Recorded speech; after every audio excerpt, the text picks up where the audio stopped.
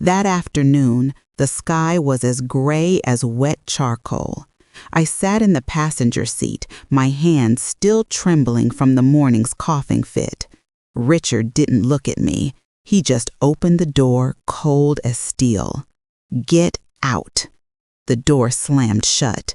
The car sped away, taking with it 15 years of love turned to ash. I stood alone. No money, no coat, the freezing wind cutting through my old bones. They say old age needs peace, but it was in that very moment of being discarded that I began my second life. And if you think everything started in that moment, you're wrong.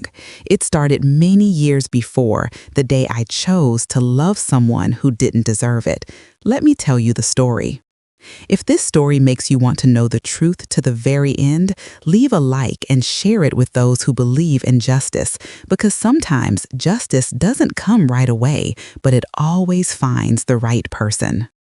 I still remember the feeling of that afternoon like it's happening right now. The sky had lost all its blue, turning into a heavy ash gray like a mourning veil hanging over the suburban road.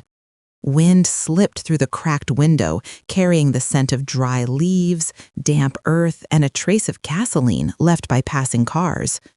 I sat in the passenger seat, gently holding a small bag that contained almost nothing but a pack of tissues and a few cough drops. My chest ached slightly from the cold seeping through my collar, or maybe it was something else, a gut feeling creeping through my chest like a thin wisp of smoke. Richard didn't look at me.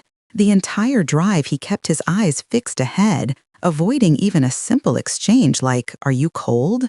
I thought maybe he was tired or in a bad mood. Old people at our age, it's easy to get swept up in small emotions more than we realize, but that silence wasn't peaceful.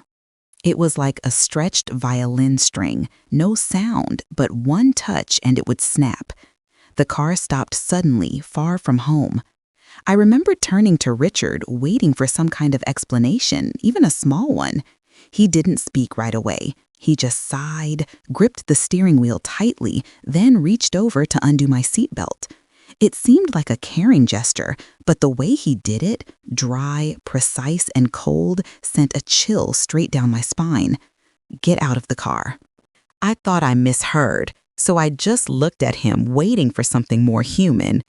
But Richard turned to me, and in that moment, his eyes were like an icy blade pressing straight into my heart. There wasn't a shred of affection left in them. "Get out of the car, Evelyn." His voice wasn't loud, but the cruelty in it rang out sharp like needles in my ears.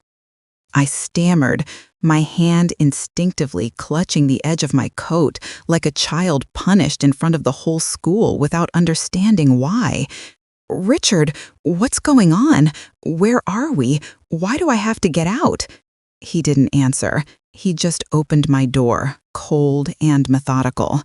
The wind rushed in harder, bringing with it the metallic scent of earth, hitting me like a slap. Richard didn't blink. "Get out." Each word dropped like a stone. I felt myself tremble, not from the cold, but from not understanding what was happening. Everything felt distorted. The man I had morning tea with, the one who once laid a warm hand on my shoulder when I coughed and said, "Evelyn, don't let yourself catch a chill," that man was now tossing me aside like garbage he wanted out of his life. The door was pushed open forcefully, and I stumbled out onto the roadside. My old joints clacked in protest at the sudden cold. The street was empty. The sun had set behind rows of bare trees, and the last light of day fell on the pavement in faint, tired streaks of yellow. Then I saw her. In that moment, I wished I had fainted before I did. Melissa, his daughter, was sitting in the back seat. The window slid down slowly. She smiled. Not a joyful smile, but a smug, crooked smirk, like she'd been waiting for this moment a long time, like everything was going exactly as planned. Our eyes met. I saw triumph, satisfaction, and the most painful thing of all, contempt. Melissa had always looked at me that way, like I was some clueless stray taken into their world trying to belong, but never quite good enough, never worthy of standing beside Richard. Now she sealed it all with that look, a look that said, "You lost." Richard slammed the door. The sound of metal clashing with air echoed in my chest. The car drove off, tires kicking up pale dust from the road, taillights sinking slowly into the dark. I watched it disappear like time running away from me, like 15 years of my life shattering right before my eyes. The wind hit my face sharp and stinging. I stood there, empty hands, no money, no coat, and no reason that could explain why the man I trusted to love me had chosen to throw me away like this. An old woman left by the roadside, her shadow hunched and swaying with the wind, shoulders trembling like the last leaf of the season, refusing to fall. My head was spinning, partly from shock, partly from the frailty of old age. Did I do something wrong? That question pierced my pride like a tiny needle. But then another thought crept in. Or had they planned this all along? Melissa's image, that smile, those eyes, the whispered conversations between her and Richard every time I left the living room. It all connected into a taut string, and now it had snapped, pulling me into an invisible void. I clenched my fists as if trying to hold on to some last bit of warmth, some scrap of trust that hadn't yet faded. But my hands touched only emptiness. No bag, no wallet, no phone, nothing at all. A car's sound echoed in the distance. I flinched and turned my foot, sliding slightly on the road. It wasn't Richard coming back. I didn't even know why I hoped it was. Maybe that's what happens when you're thrown away. The last piece of kindness in you clings to the illusion of being saved. But the car passed by. No one looked at me. No one knew. No one cared. I stood there, only hearing the wind and the offbeat rhythm of my heart. My breath came out in a thin mist blending into the air like something leaving me forever. They say old age needs peace, but it turns out peace doesn't come from age. It comes from kindness. And when kindness disappears, age only makes the pain heavier, deeper, like a 1,000-pound stone slowly crushing your heart. I gently closed my eyes. I didn't collapse. I didn't cry. Maybe I'd run out of tears in this life. Or maybe in that exact moment I understood I was no longer the fragile woman who needed someone to protect her. Not because I was born strong, but because I had no other choice but to stand. Because when people push you to rock bottom, they forget that the bottom is the only place you can push off from. I started walking, even though my legs shook like they were standing on foreign ground. With each step, I felt my heart beat harder, not from fear, but from resolve. I didn't know where I was going, but I knew one thing for sure. I would not disappear the way they hoped. I had been thrown away, but my life wasn't over. And if anyone thinks my story began the moment I was pushed out of that car, they're wrong. It started many years before, on the day I gave my heart to someone unworthy. If this story makes you want to know the whole truth until the very end, leave a like and share it with those who believe justice always finds its way to the right person. Because this is not a story of collapse. This is a story of rising, a story of a comeback from someone who seemed to have no way forward, and I will tell it to you.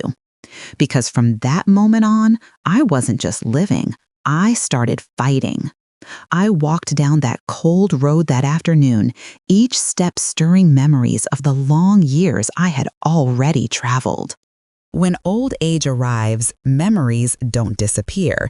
They simply lie dormant, waiting for the most painful moments to rise like wild waves crashing into the shore of collapse. And so, in that bitter cold, I began to tell the story of my life as if holding it in would suffocate my soul. I was once a happy wife, or at least I believed I was. Ben, my first husband, was a patient man, someone who valued love deeply.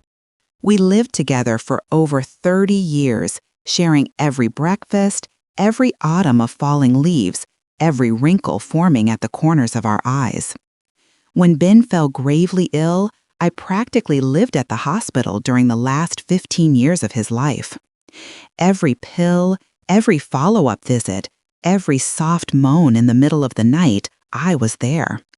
I watched the man I loved grow weaker, his hands so thin, I feared they might shatter if I held them too tightly. But when there is love, you endure that kind of pain. The day he closed his eyes for the last time, his hand was still in mine, like a gentle farewell. I thought my life had ended there too, that my old heart would never open again. But people have a strange kind of fragility. Loneliness isn't always darkness. Sometimes it's the ticking of the clock in a too-empty house, the creak of a chair when you're eating soup alone, the absence of warmth, even when the weather isn't cold. And I met Richard on one such autumn afternoon. Richard knew how to say kind things, at least in the beginning. He stepped into my life with gentle concern, asking if I missed Ben, if I needed someone to take me to the market, if I wanted to go to the park and listen to the birds. In him, I saw a new home, a chance to live out the rest of my days not in solitude. I wasn't looking for youthful passion anymore, only a sense of peace to carry me through the final years. We married after nearly a year of knowing each other. I wasn't rushing, but once you've loved and lost, time becomes strange. It moves both slowly and quickly, as if each second asks, will there be another chance? I gave my trust to Richard, handed over the keys to my life, the peace I had worked hard to rebuild after grief. When I moved into his house, I remember placing Ben's photo on the bedside table and telling Richard that the past didn't frighten me. It only reminded me to cherish the present. He smiled then, a smile that made me believe I had chosen right. But time is not always a friend. Sometimes it's like a dull blade cutting slowly but deep. The changes didn't come all at once. They came from thousands of small moments stacked upon each other until I realized everything had cracked like a peeling wall, revealing rotted bricks underneath. Melissa's presence was the beginning of it all. The first time I met her, I saw a flash of disdain in her eyes that she couldn't quite hide. She didn't call me Evelyn. She said in a voice deliberately soft but sharp-edged, "The new Mrs. Carter." As if I were a cheap replacement, a latecomer in a story she believed I didn't belong to. At first, I thought it was just a daughter being protective of her father, but her words grew sharper, piercing deeper into me like cold needles. One afternoon, while I was washing glasses in the kitchen, I heard Melissa speaking to Richard in the living room. "You should think about the future, Dad. Your estate belongs to our family. I don't want someone else stepping in and ending up with everything when you're gone." Richard didn't respond right away. He stayed silent, and that silence was colder than any cruel words. I stood there, my hands wet from dish soap, but my heart dried up like paper. I thought, if I loved enough, stayed patient enough, Melissa would change. I brought her baked goods. I helped take care of her grandkids when she was busy. I tried to see the good in eyes that only looked at me with contempt. But some people don't want to see you as family. They only see you as a threat to the inheritance they believe is rightfully theirs. After Melissa started showing up more often, Richard began to change too. He stopped asking if I'd slept well, stopped making tea for me in the mornings. The gentle touch on my shoulder disappeared, replaced by a growing space between us. He became irritable, often saying, "I'm tired," before shutting himself in his room. His gaze started passing over me like I was an old piece of furniture he'd grown tired of. And the cruelest part wasn't the yelling. It was the quiet indifference. The kind of distance that makes you feel like you're slowly fading out of the life of the person you love. I started hearing the clock more, not just as a mechanical sound, but like the slow heartbeat of a house growing colder. Every night, walking into the bedroom, the warm yellow light couldn't chase away the emptiness creeping into every corner. Sometimes I caught Richard looking at me, but his eyes didn't hold affection, only calculation, as if every move I made was a line on the spreadsheet Melissa had drawn up. I remember a rainy evening we were having chicken soup. I coughed from the steam, but Richard didn't slide the warm bowl toward me like he used to. Instead, he put his spoon down, looked straight at me, and said, "Evelyn, could you review your asset documents just to make sure everything's in order?" My heart sank like an old leaf beaten down by rain. I looked at him, searching for the man who once held my hand at Ben's grave and promised to care for me until the end. I found nothing but emptiness. In that moment, I sensed I was standing before a crack wider than any wall time had ever built. And from then on, every word, every glance, every door shutting behind Richard as he left became a sign of the coming storm. The house was no longer a place I sought peace. It felt like a showroom apartment, and I was just a placeholder in the corner waiting to be moved out. The clock ticked louder with every passing second. Dim light pooled across the floor, and my shadow stretched along across the old rug, like someone slowly leaving herself behind. I don't know when I started fearing the darkness inside my own home. Maybe it was when I realized I was eating dinner alone more often than with Richard, or when I heard whispers between him and Melissa thinking I was asleep. Every word fell like raindrops on a still lake, gentle at first, then spreading outward, breaking apart the peaceful image I had tried to paint. And then one day, it all shattered, like a glass in the hands of someone too frail to hold it. Not because I had seen enough, but because they had stopped pretending. That led me to this afternoon, standing by the cold roadside, discarded like something useless no one wants. But life isn't measured by how people treat you in peace. It's measured by how you rise after being knocked down. When Richard let go of my hand, he thought I would fall. He didn't know that some people only find their strength when they're pushed to the edge. And I stood there, reaching into the air, then lifting myself up, because I knew this was not the end. This was only the first crack.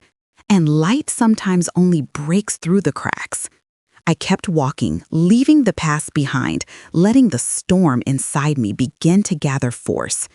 Because when the people who seem strongest turn their backs, that's when the souls they thought were weakest start to rise. And I, Evelyn Harder, was ready to become what they never believed I could be. Because sometimes the hearts believed to be past their season of love are the very ones strong enough to live an entirely new life. And my second life didn't start with a smile. It began with a ruthless push out of a luxury car. But from that moment on, I learned how to stand tall again, and this time not for anyone else but myself. I don't remember how long I walked after Richard's car vanished from sight, only that my legs felt like they were sliding through the space between reality and confusion. The asphalt beneath my feet was cold and hard. Streetlights flicked on one by one, as if the city were illuminating my humiliation. I tried to steady my breath, but my chest clenched in waves, like an invisible hand was squeezing it, part from the cold, part from the shock, still buried deep in my heart. I was lost in the streets with nothing in hand. No money, no phone, no place to return to right away.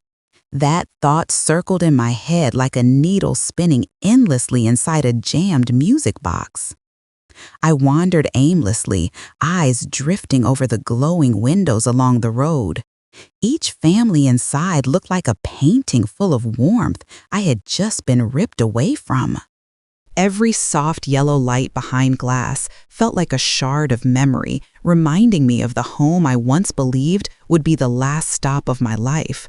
Now it felt like a beautiful dream someone had torn apart with cold hands.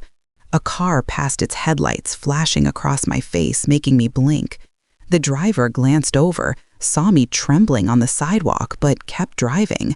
I heard the tires whisper against the pavement, like even time itself had turned its back on me. I wanted to call out to someone, but my voice caught in my throat like it had been coated in dust. I used to think the stories about old people abandoned on the street were far-off tragedies, things that happened somewhere else, to someone else, not to me. But life has a way of erasing the line between sympathy and experience with one swift, deep cut. I wrapped my arms around myself, trying to hold on to some warmth. The wind blew harder, slapping my face like cold, cruel hands. Someone walked past me, their eyes skipping over me so quickly, it was as if they were afraid my misfortune might be contagious if they lingered. Shame crashed over me in heavy waves. I felt so small. I was nothing more than a flickering shadow on the sidewalk. The first tear fell silent and cold. I didn't know if it came from pain or anger or from my soul, realizing it had just been discarded like something worthless. I stopped leaning against a streetlight, my vision blurred. My breath came in short, broken bursts, like pieces of my lungs were struggling to find air inside a chest too tired to keep going. My body shook, not just from the cold, but from the fear growing with every passing second. The fear of someone who's come too far in life to withstand another fall. I collapsed near the crosswalk, my head spinning. The distant sound of engines blended with my gasping breath like waves crashing against a cliff. "Don't fall, Evelyn," I whispered to myself. But my legs no longer felt like mine. I reached into my coat pocket out of old habit, hoping to touch the back of a phone or at least a tissue, but all I found was empty, freezing space. That feeling of having nothing left, not even the smallest comfort, made me want to cry like a child abandoned at a train station. A wave of dizziness crashed over me. My vision narrowed like a camera lens zooming into darkness. I was about to fall for real, and the bitterest part was knowing that if I did, maybe no one would even notice. In a city full of people, sometimes loneliness isn't about being alone. It's about being unseen, even when standing in the light. Then I heard a sound behind me, an engine slowing down instead of racing past. Headlights washed over my back, not harsh like the others, but almost as if someone was checking to see if I was okay. I struggled to lift my head, though my neck felt locked in place. The tires came to a stop.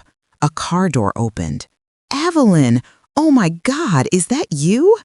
The voice made me jump. I turned, still breathless, and saw a familiar face. Gloria stood there, her silver hair tied neatly behind her head, eyes filled with worry, her lips trembling, like even she couldn't believe what she was seeing.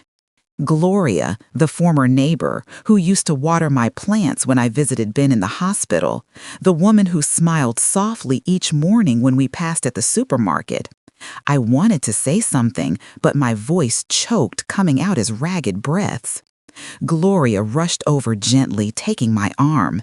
Her hand was warm, the first touch of human warmth after a frozen storm. "What are you doing out here? Why don't you have a coat on? It's freezing." I just shook my head and the tears came again, this time not quietly, but pouring like a dam breaking. Maybe because I had just found the first lifeline after being thrown into a bottomless pit. Gloria held me without asking, more gently tightening her grip as she helped me into the car. The warmth inside made my body shudder for a few seconds, like despair and salvation were clashing in my chest. When the door closed, I felt as though I had shut the door on that moment of humiliation, though it still lingered, etched into my skin and burned into my memory. I turned to look out the window and saw my reflection, eyes dark, swollen, and red. An old woman abandoned, someone with no home to return to, a human being thrown out of life like something used up. But in that reflection, I also saw something else, just a flicker, but it was there, life. Not an easy kind of life, but the kind fought for through pain. And I knew the moment Gloria stopped her car that life hadn't completely closed its doors on me. I still had a chance, however fragile. Gloria glanced over at me while buckling my seatbelt, her gaze soft like candlelight reigniting in a dark room. "Don't worry, Evelyn, I'm here." Just those 3 words, but within them was something I had forgotten long ago, the feeling of being seen. Of someone believing I deserved to stand tall, of someone thinking I wasn't meant to be left behind. I closed my eyes, breathing slowly, letting the sound of the engine rolling forward carry me away from the place I had just hit rock bottom. And though my heart still felt heavy as stone, I knew the journey back up from the depths never starts with strength. It starts with someone reaching out when you think no one even remembers you exist. In that moment, I understood something. Some lives only truly begin when we believe they've ended. And mine had just begun again. Though my heart still ached, my legs still trembled, and my dignity had just been shattered. I had hit bottom, but the bottom is also the only place to push off from. The difference this time was I wouldn't rise to become who I used to be. I would rise to become someone they never thought I could. Because sometimes the only thing keeping a broken soul from turning into strength is a hand that stops at just the right time. And that night, that hand was named Gloria Rivera. Gloria drove slowly, as if afraid I might vanish if she went too fast. I leaned my head against the seat, my breath still uneven, hands resting on my lap, trembling with each unsteady heartbeat. Through the window, the city rolled backward, streetlights smearing into streaks of color, blurred by leftover tears. I didn't speak, only took deep breaths now and then, trying not to fall apart again, right there in that warm little car. When the car stopped, I saw Gloria's house. Not grand, not large, just a small porch tucked between winter bare trees. But the light glowing from the window was soft and golden, like the kind used to guide the lost home. She opened the door, placed a hand gently on my shoulder, and said quietly, "Come in, Evelyn. Tonight you need to rest somewhere safe." I stepped across the threshold and felt like I was walking from a frozen world into a place where hearts were still allowed to breathe. The faint scent of cinnamon, a cup of hot tea already set on the table, a wool blanket neatly folded on the sofa. Every little thing felt like a soothing hand, like someone saying without words that I still belonged somewhere in this world. Gloria guided me to sit on a soft fabric-covered chair, made another cup of honey tea, and placed it in front of me. "Take your time. You don't have to talk yet." Her voice was calm, no prying, no weighty curiosity like people often carry when confronting another's pain. She didn't look at me with pity, but as someone standing in the middle of a storm who simply needed a place to anchor. That alone made me want to cry again, but this time out of gratitude, not despair. After a few sips, the warmth slid down my throat, easing the tightness in my chest. Gloria sat across from me, rubbing her knees thoughtfully. Then she said, "You know, I understand what it feels like to be pushed out of a place you thought was home." I looked at her surprised. She gave a sad smile. "Melissa humiliated me once." That name dropped into the room like a weight, making the steam from my tea seem to pause in midair. "Melissa?" I asked, my voice hoarse from shock and from how much that name still clenched my heart. "Yes," Gloria nodded, her eyes distant. Years ago, I was friends with her mother. When her mother passed, I went to the funeral. I hugged Melissa and said I was sorry for her loss. She looked at me like I was filth and said, "You don't have to pretend to care. Everyone knows you're only here to fake closeness." Then she turned away like I was something that smelled bad. I was silent, just for a moment, but inside me, something clicked. The puzzle pieces began to align. It wasn't just me who had been looked down on. I wasn't the only one who'd suffered under that cold arrogance. Gloria looked at me again and continued. "When I saw you standing on the side of the road tonight, I recognized that look in your eyes. It wasn't someone lost, it was someone pushed out of someone else's world. I couldn't leave you there." I took a deep breath, my hand clutching the blanket on my lap. They planned it, Melissa and Richard. My voice caught. She always looked at me like I was stealing her life. I tried to endure it. I believed if I was good enough, things would change. But I was wrong. The words cracked like ice, breaking under the weight of too many winters. I'm not just hurt, Gloria. I'm angry.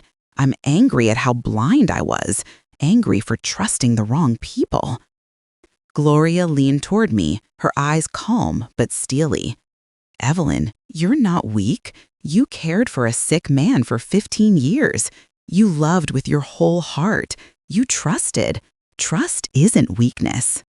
It's only misplaced when given to the wrong person."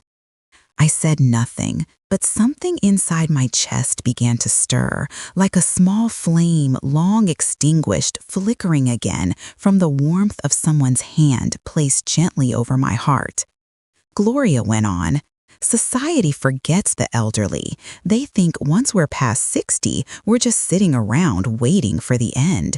But they forget that life has taught us stress, pain, loss, and how to rise again more times than they've lived through in a lifetime." I looked around the small room, the old bookshelf, the wooden clock ticking with a deep, steady beat, the embroidered cloth on the wall with faded lavender flowers. Nothing luxurious, but everything told a story. I felt life here, a quiet kindness I had been missing in those last few months in Richard's house. Gloria placed her hand over mine, warm like a fire beside a winter night. "You'll stay here tonight. Tomorrow we'll figure out the next step. But remember this, they didn't leave you because you were less. They left because they thought you had no fight left in you." That sentence struck me like thunder in a silent night. I saw myself again on that roadside. No money, no family, cast aside like a broken thing. But in that memory, there was also Gloria pulling over, reaching out her hand. Life gives us small moments that rescue entire souls. And that moment saved me from believing I had nothing left to live for. I pressed my lips together, sat up straighter, feeling heat spread from my chest to my fingertips. I don't want to rise just for dignity's sake. I want to rise so they have to look at me and realize they were wrong. Not for revenge, but to prove that I am not something they can throw away. Gloria smiled, the kind of satisfied smile one gives upon seeing the first sprout of spring. Now that's the Evelyn I remember. The one I saw standing beside Ben, stronger than she ever believed herself to be. I leaned back into the chair and closed my eyes. Not to escape, but to listen to the ticking of Gloria's clock, each beat marking the beginning of my new path. Outside, the wind still blew, but inside this room, warmth had begun to rebuild what had been shattered just hours before. That night, I slept on the old sofa, wrapped in a wool blanket, and the presence of someone who believed in me. I was no longer the woman abandoned by the roadside. I was someone starting over. And maybe when society turns its back, we don't find each other by chance, but because those who've been forgotten understand best the value of a hand offered at the right time. Tomorrow morning, I will stand up, not as the woman thrown from the car, but as Evelyn Carter reclaiming herself. And when the light returns, it won't reveal the wounds, but the strength quietly reborn in the dark. The next morning, I woke to sunlight streaming through the curtains in Gloria's house. The light was gentle, not harsh, like a soft hand on my shoulder waking me from a long nightmare. It took me a few seconds to remember where I was, what had happened. Then it all came rushing back like the sound of shattering glass in my head. The car, the words "get out," Melissa's eyes, the dust rising. And me left behind so small that even memory wanted to swallow me whole all over again. I sat up, adjusting the blanket Gloria had placed on me the night before. My hands trembled, not from the cold, but because the truth still sat heavy as stone inside me. In the kitchen, I heard the clatter of pots and pans and Gloria's soft voice humming an old Latin song. The smell of coffee drifted through the air, warm and grounding, like a scent that reminded me I was still human. I stood slowly, afraid that if I moved too quickly, the pain of yesterday might burst out of my chest. When Gloria saw me, she smiled, her eyes glowing with kindness. "Good morning, Evelyn." I nodded and returned her greeting, my voice still rough. She poured me a cup of hot tea, the scent of chamomile calming me slightly. "We're going to be okay," Gloria said, as if she could read the storm inside my mind. Still, as I sat at the table, all the questions I had tried to push away returned.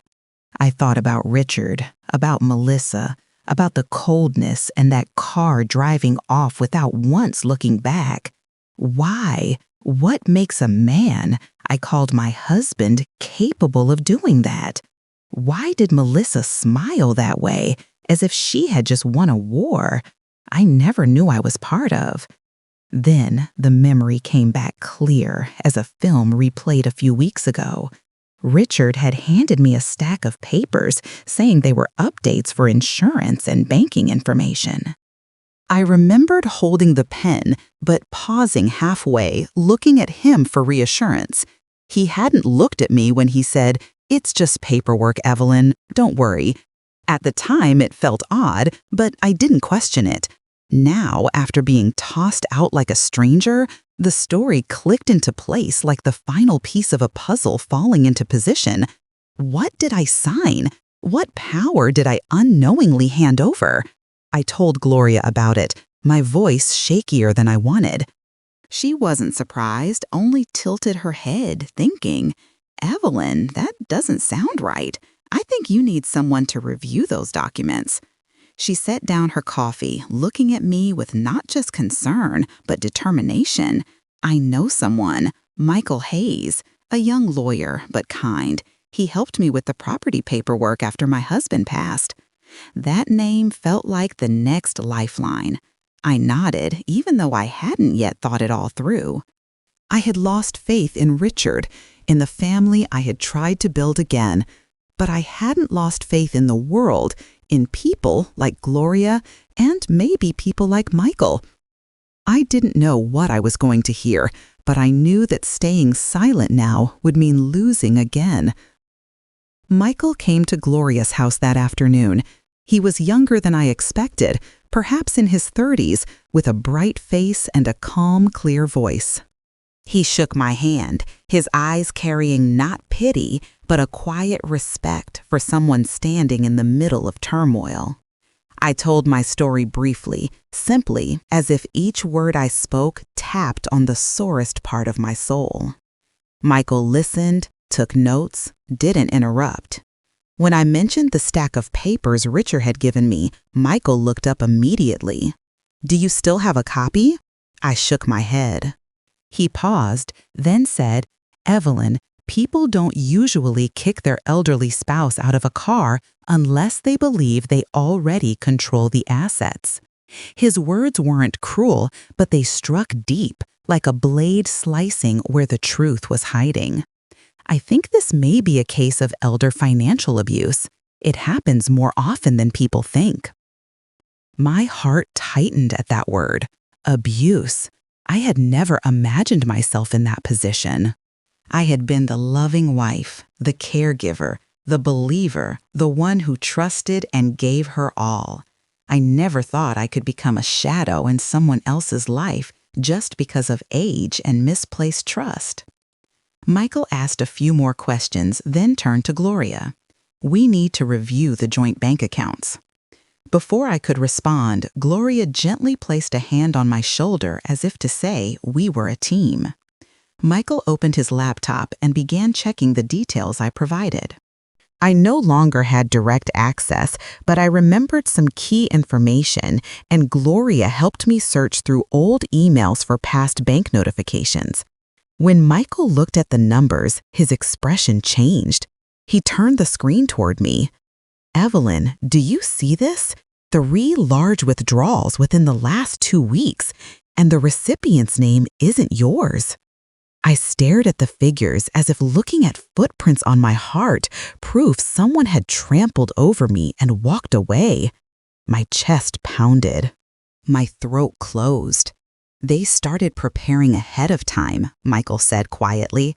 Melissa and Richard have likely been laying the groundwork. There was silence for a moment. I looked at my hands, shaking, but this time it wasn't just fear. It was a slow, burning rage like fire under ash, waiting for wind to ignite. I took a deep breath. The humiliation I had felt yesterday was no longer as heavy. In its place was something sharper, colder. No more asking, why did they do this? The question now was, do they really think I'm going to let this slide? Michael nodded, sensing the shift in my eyes. I want you to stay calm and not reach out to them right now. We'll gather evidence. Everything needs to be done legally. Once we have what we need, we move forward. Gloria placed her hand gently on my back and whispered, "You're not alone anymore." I inhaled deeply, then nodded. I had once lost a husband in the hospital, but I stayed by his side until the very end. I had once climbed back up from that grief and dared to open my heart again. If I was strong enough to do that, then I was strong enough to fight this betrayal. Not for money, but for dignity, for the self-respect that age could never take from me. That evening, after Michael left, I stepped out onto Gloria's porch. Dusk had settled in. The wind nudged the edges of the roof, and dry leaves rustled like whispers from all the elders the world had forgotten. I stood there for a long while, gazing at the pale blue sky. I didn't feel like someone abandoned on the roadside anymore. I was someone who had found a trail, someone who saw the knife but didn't bow to it. Older people aren't weak. We've just been too polite for too long. That night, I slept without dreams. But inside me, there was a promise, not spoken aloud, but pulsing in my heartbeat. I would take it all back. Not just the money, but the right to hold my head high. Tomorrow, we would start gathering evidence, quietly, carefully, like a farmer preparing to plant seeds again in a field once trampled. And I would see it through no matter how long the path, because this time I wasn't rising just for myself, but for everyone who's ever been told they're too old to fight back. When they thought I had no strength left, they forgot one thing. Older people are no longer afraid. And there is nothing more powerful than a heart that has been shattered and still beats on in search of justice. This is no longer the story of abandonment. This is the story of a fight beginning. In the days that followed, I began a new rhythm of life, slow but intentional, like someone stitching a torn soul back together with steady, deliberate hands. I no longer lay on the sofa staring at the ceiling like a faded ghost of my own life. I woke early, inhaled the crisp scent of morning dew outside the window, listened to the faint chirps of birds on the eaves, then laced up my shoes and stepped outside. Each first step felt as heavy as dragging stone, but I walked. Gloria walked beside me, not saying much, as if she understood that some battles begin with the strongest kind of silence. Every morning, I walked my hand over my chest to feel my heartbeat to make sure that whatever was inside this rib cage had not abandoned me like people had. At first, my pace was slow, my steps shaky from aching knees and age, but day by day, my breath grew longer, my strides firmer. I inhaled deeply, held it, and exhaled slowly, practicing meditation with the videos Gloria pulled up for me. I closed my eyes, listened to the sound of leaves falling, and imagined the shattered pieces inside me slowly gathering again, bit by bit, forming a new foundation, stronger, sharper. As my mind grew clearer, I moved on to rebuild what they never believed I had control over, my own life. Gloria placed her laptop on the kitchen table and pushed it toward me. Today, you're going to learn how to check your own bank records. I looked at the bright screen, the cold metal keyboard, unfamiliar under my fingers. It felt like standing on territory I once thought belonged only to the young. But Gloria was patient, and I no longer had the luxury of believing I couldn't do something. I learned how to open emails, how to find old banking notifications, how to trace every transaction, like tracking the footsteps of someone who betrayed me. Every time I found an account number, every time I successfully accessed a record, something stirred inside me, a feeling I hadn't known in years, autonomy. I was no longer relying on anyone, no longer waiting for explanations. In the soft glow of that pale blue screen, I saw a different woman, not the one left behind on the roadside, but someone coming back to reclaim her name. Gloria also showed me documents she'd kept over the years, articles, legal guides on elder financial abuse. I read every line, each sentence, like a needle stitching truth into wounds still fresh. Older adults are often exploited because of trust and emotional dependency. I paused on that line, breathed in deeply, and for the first time didn't feel ashamed for believing. Trust isn't ignorance, it's the mark of a heart that knows how to love. The mistake wasn't that I gave my trust, the mistake was that someone chose to betray it. Gloria showed me cases of people who had fought back elders who once trembled before lawyers but walked out of court with their heads held high. "See," she said, her voice like solid oak, "we're not useless. Society just forgets that we once lived, once fought, and can fight again." At night, I sat alone in Gloria's small living room, the warm yellow lamp glowing over my notes and the laptop screen. I reviewed everything: the withdrawals, the transaction history, the old emails Richard had sent. Each puzzle piece fell silently into place, like a still lake slowly beginning to reflect the face of the one who had pushed me into its depths. And in that moment, I understood more clearly than ever. I didn't just want back what I'd lost. I wanted to expose them, to shine light on the place they thought I would never dare to touch. Not out of revenge, but out of truth.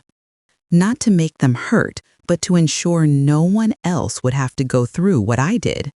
Justice isn't only about winning in court. It's about looking in the mirror and seeing a woman who no longer trembles.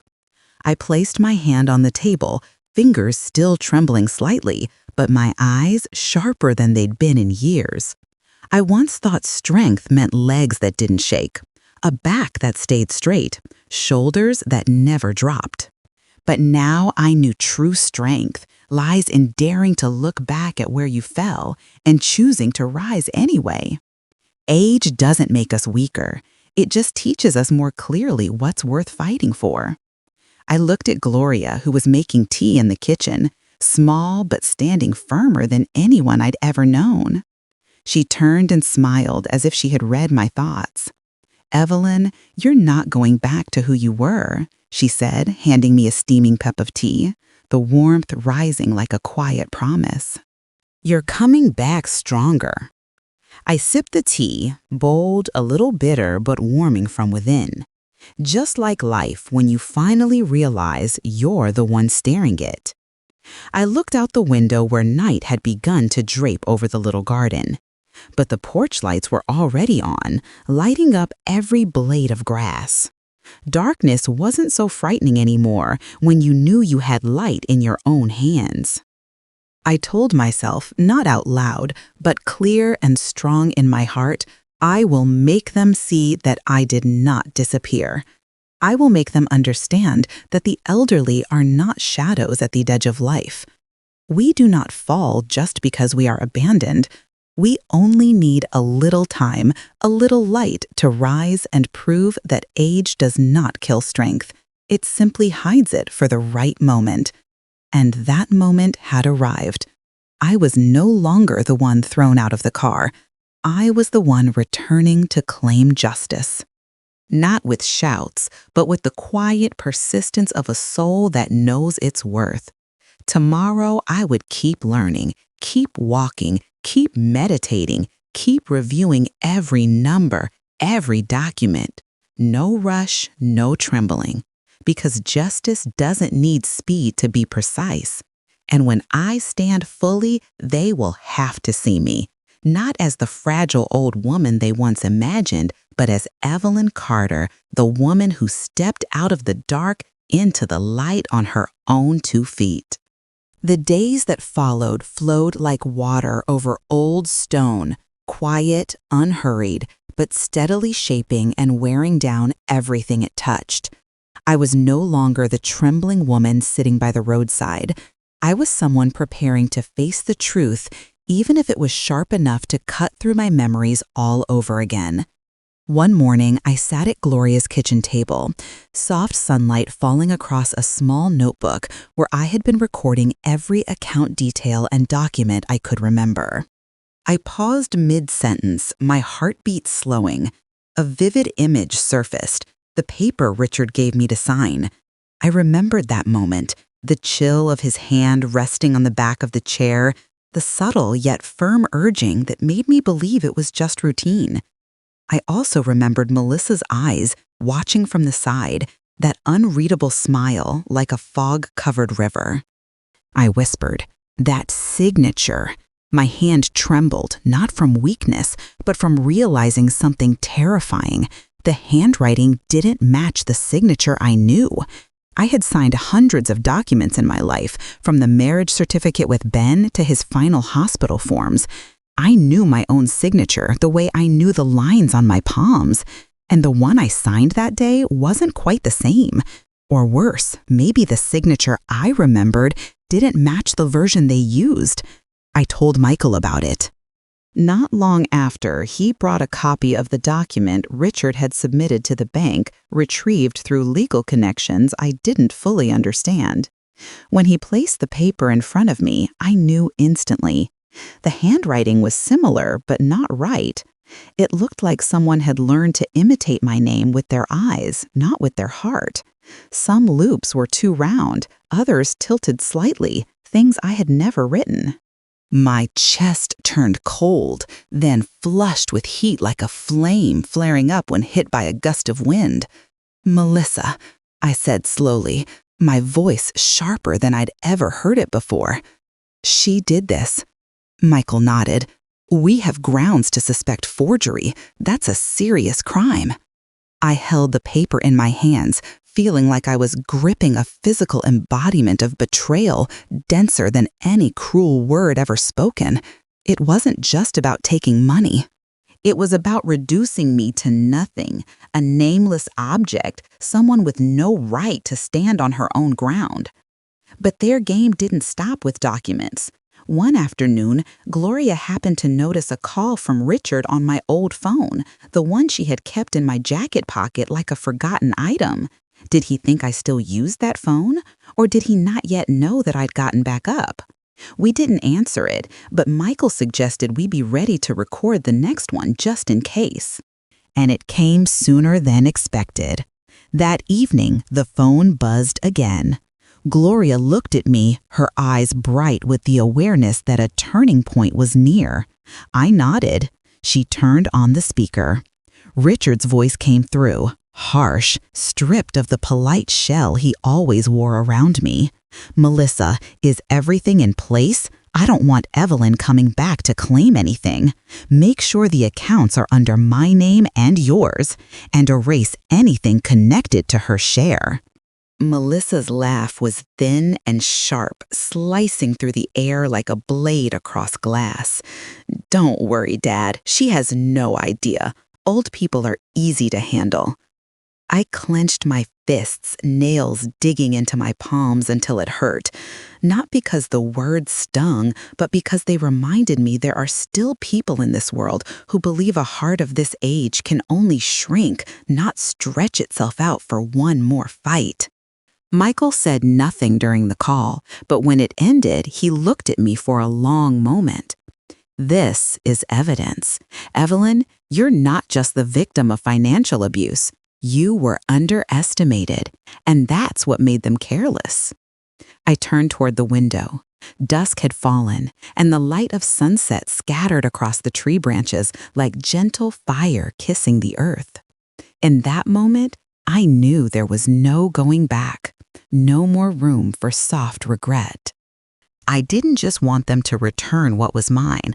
I wanted them to know that the woman they dismissed would be the one standing in court, head high, naming every wrong they had committed.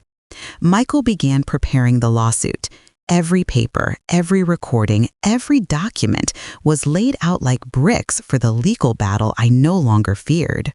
He explained clearly, "We'll go with elder financial abuse. It's a serious charge. With this evidence, the chances of winning are high." And then came the moment I knew I had to face Richard. Not over the phone, not through lawyers, but with my own eyes, the same ones that had once believed in him and now saw through him. I needed to see his face when he realized I hadn't disappeared the way he hoped I would. Michael arranged a short meeting under the pretense of finalizing documents. I stood before the mirror in Gloria's house, calmly adjusting my silver hair with steady hands. I didn't dress like someone begging for fairness. I wore the old cream sweater Ben used to love, a dark scarf, no makeup, but eyes clear like glass wiped clean with resolve. When I stepped into the cafe where Richard waited, he was flipping through the menu. Melissa wasn't there, and I knew it wasn't by chance.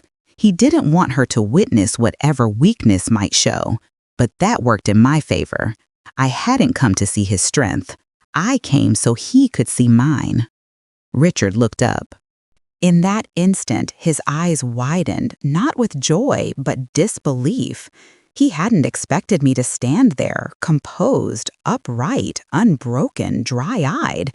His stunned expression cracked the mask he wore, revealing something he didn't mean to show, silent fear. "Evelyn," he said, voice faint, uncertain. I sat across from him without bowing my head. "Richard," I replied.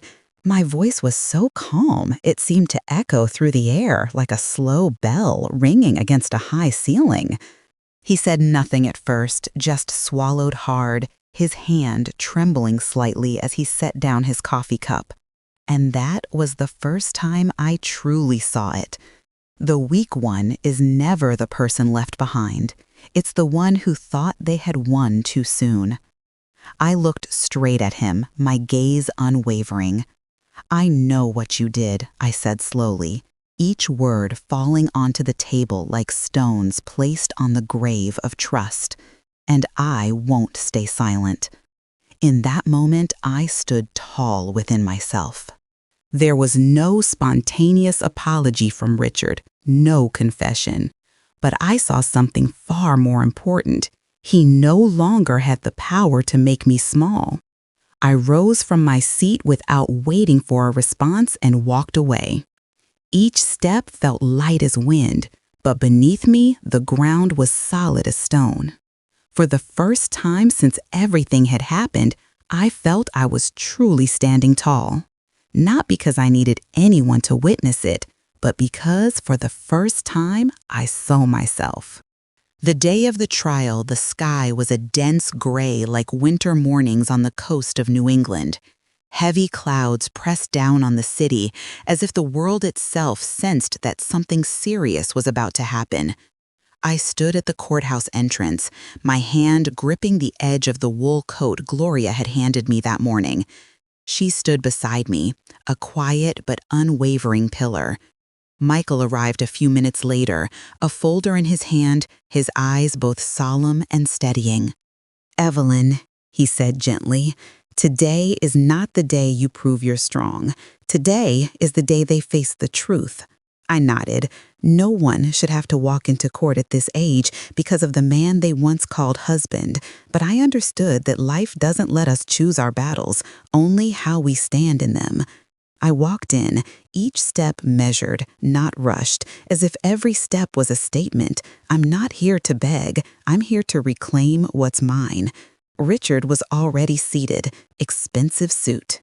Hair neatly combed, confidence so thick it bordered on arrogance, like a man who believed the world always sided with him. Melissa sat next to him, lips curled in a faint smile. Her eyes skimmed over me like a cold blade sliding across glass, inspecting for cracks. But I met her gaze. I didn't look down. I didn't look away. She blinked, just barely, but it was enough. Maybe for the first time she realized I was no longer someone they could control. The session began. The gavel struck dry and sharp. Richard leaned back relaxed, the air of someone waiting for news he was sure would favor him. Melissa crossed her arms, legs folded, radiating the confidence of someone who thought herself above it all. Then Michael spoke, calm, clear. He presented the forged signature, displayed the bank documents, traced the timeline of transferred funds, played the recorded phone call. Each piece of evidence cut through their scheme like scissors unraveling thread. I watched them. The arrogance began to crack like a mask starting to fracture under courtroom lights. Richard licked his lips, trying to stay composed, but the hand on his knee twitched. Melissa glanced at their lawyer, eyes flickering with tension, like a fox catching the scent of a hunter's trail in fresh snow. I wasn't happy to see it, but I knew then that justice was beginning to turn its wheel, slow but certain. Then it was their turn. Richard's attorney scrambled for a defense. Mrs. Evelyn signed voluntarily. They only meant to protect family assets. There was no malicious intent. Empty words, like a silk pouch with nothing inside. I listened without anger. They were digging their own hole, and I stood quietly by. Then the moment came. Michael opened a sealed envelope.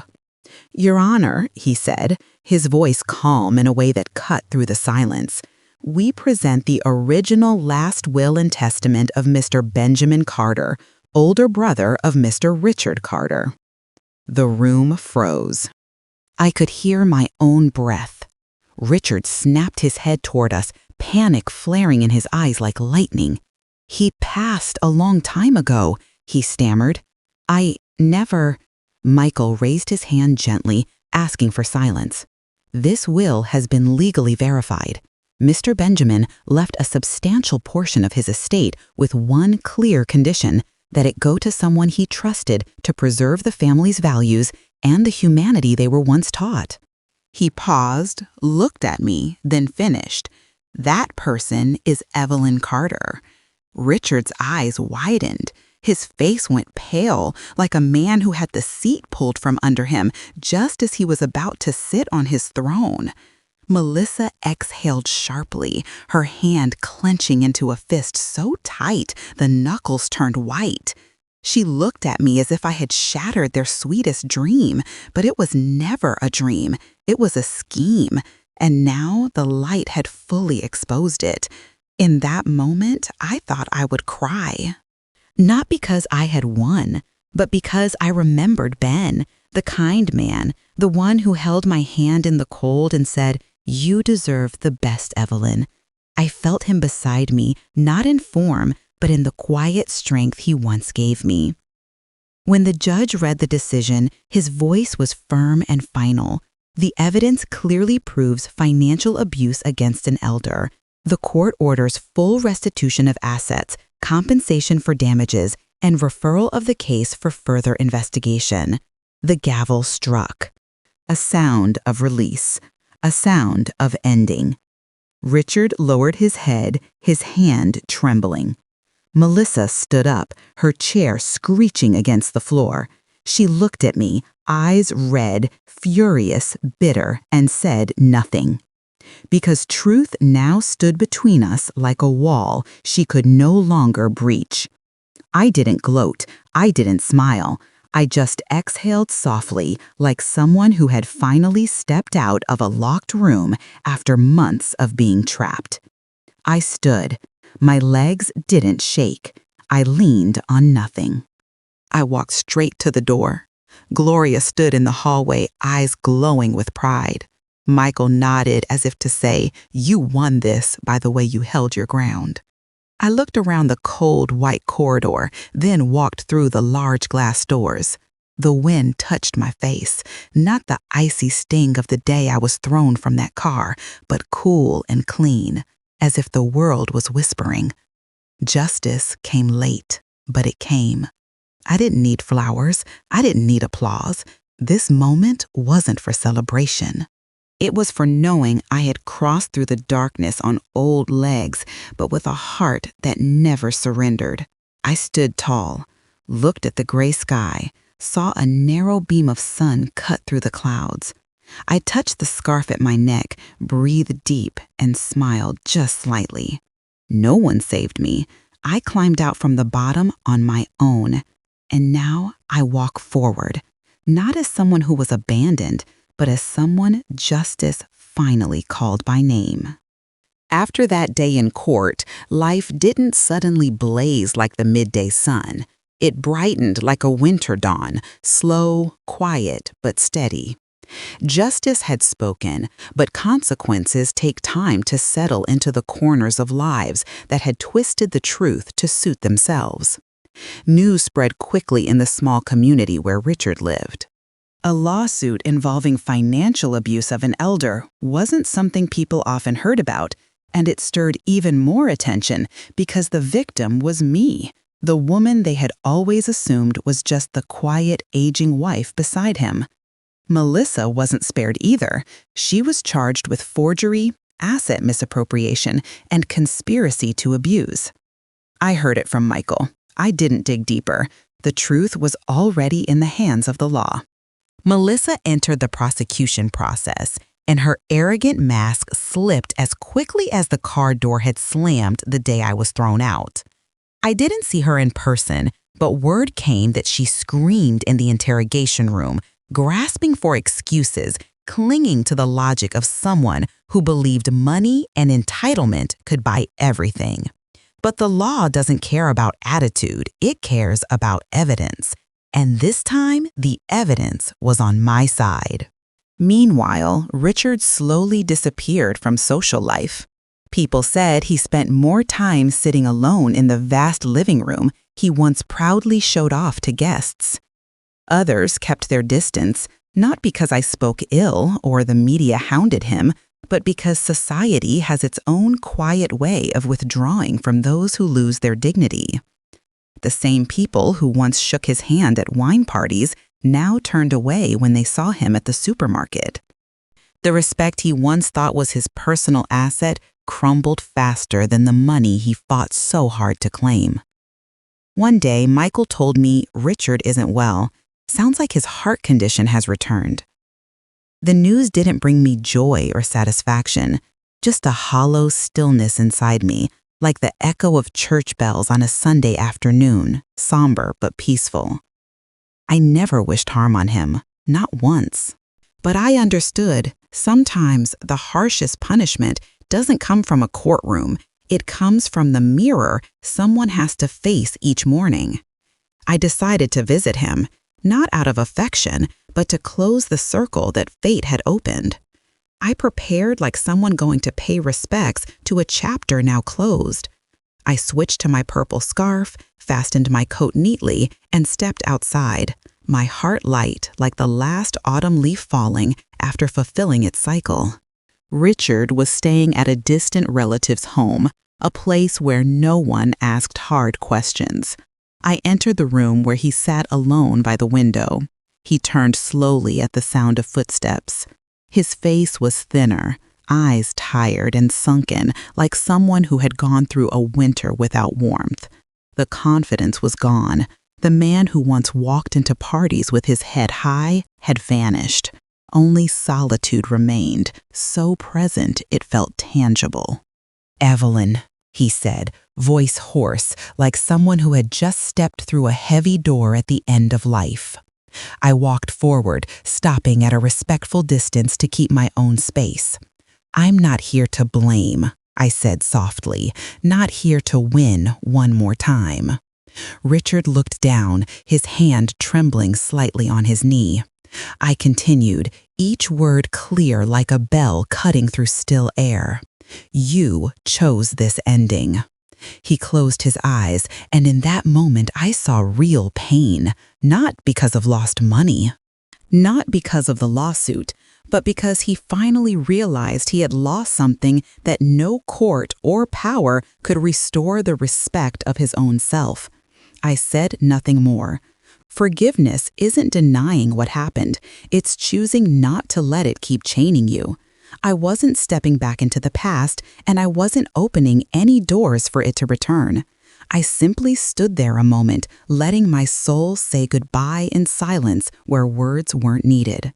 As I turned to leave, I heard Richard whisper, not sure if to himself or to me, "I was wrong, Evelyn." I didn't stop. That sentence wasn't mine to carry, it was his to hear. I stepped outside. A light wind brushed my scarf. The sky held a thin golden sunbeam, cutting through clouds like yellow parchment. I felt no hatred in my heart. Forgiveness didn't make me smaller. It gave me freedom from memories that once held me hostage. But forgiving doesn't mean forgetting. I remember, so I never repeat that mistake, and so I can stand tall in the life I still have. On the way home, I caught a glimpse of my reflection in the glass of a passing bus. Silver hair, eyes no longer afraid, a posture upright. Not the same woman coming back, but a new one forged by every fall and every rise. Some say justice is a matter of balance and verdicts, but today I know better. Sometimes justice doesn't strike wallets or reputations. It strikes in the emptiness one sees when looking inward, and for those who choose the wrong path, there is no punishment more painful than living in the shadow of your own betrayal. I kept walking, head high, no looking back. The road ahead may not be easy, but it is mine, and for the first time in a long while, I know I'm walking toward the light. Some stories begin with smiles and end in tears, but others, like mine, start in tears and grow into light. I lived through a life that was once whole and peaceful, only to watch it shatter into pieces, and then I rebuilt myself with cracks I no longer tried to hide. This story is not about age or weakness, but about how a heart that seemed drained found a new rhythm when pushed into darkness. I had 2 marriages, one with Ben, where I learned the gentleness of real love, and one with Richard, where I learned the cold edge of greed and betrayal. After Ben passed away, I believed the rest of my life only needed a quiet harbor to anchor in. Richard arrived like a promise of that peace. I believed in it with all my heart. But peace doesn't come from sweet words in the beginning. It comes from actions when the heart is tested. Melissa entered our lives like a cold wind sweeping through an open window. Her eyes held no respect, only calculation.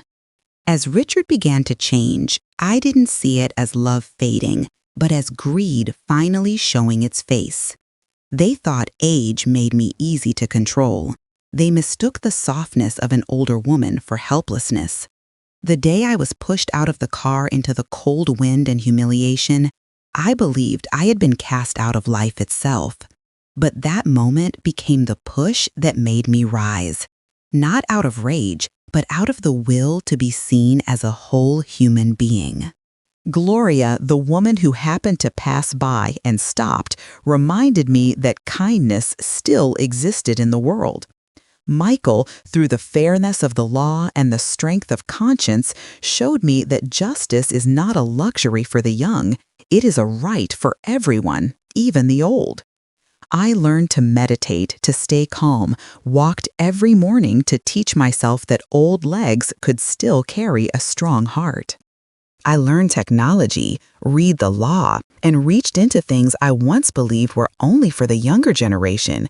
Each time I opened my laptop, I reminded myself that life doesn't stop just because hair turns silver and skin wrinkles.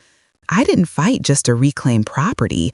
I fought to reclaim my name, my dignity, and the voice of every older person silently enduring out there. When I stood in front of Richard in court, I saw a man who no longer held power, only emptiness from losing himself. Melissa, with all her youthful arrogance, had to face the judgment her own hands had earned. And me? I stood tall.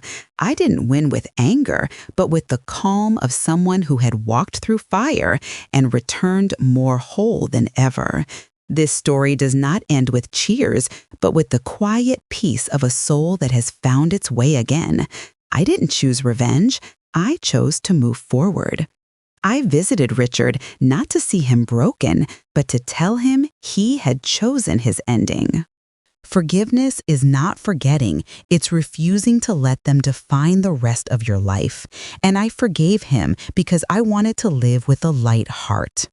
This journey gave me 3 great lessons, and perhaps they are what I want to leave for anyone reading these final lines. First, trust is the most beautiful and fragile thing. But having trusted is not the mistake. The mistake only comes when we let broken trust pull us down instead of lifting us up to learn how to trust the right people again. Second, age does not make us weaker. Society may try to convince us that growing old is the end of resilience, but aging is merely the chapter where endurance is tested at its deepest. Those who have loved, lost, cared, and waited, they are stronger than anyone imagines. Third, justice does not only come from courtrooms. Justice is sometimes the moment you look into the mirror and see your own eyes, steady, unafraid. Justice is the right to move forward without carrying the shadow of those who hurt you. I no longer stand on the sidelines of my own life. I have returned to my path on old legs, yes, but with a heart full of life. And if someone reading this feels pushed to the edge, please remember, no one has the right to write your final chapter. Those who abandoned you only showed where they belong, not where you do. We do not live to punish the past. We live to move forward with dignity, to smile without trembling, and to know that sometimes the most beautiful light comes only after we walk through the darkness we never thought we could survive. I, Evelyn Carter, did not return as the woman I used to be.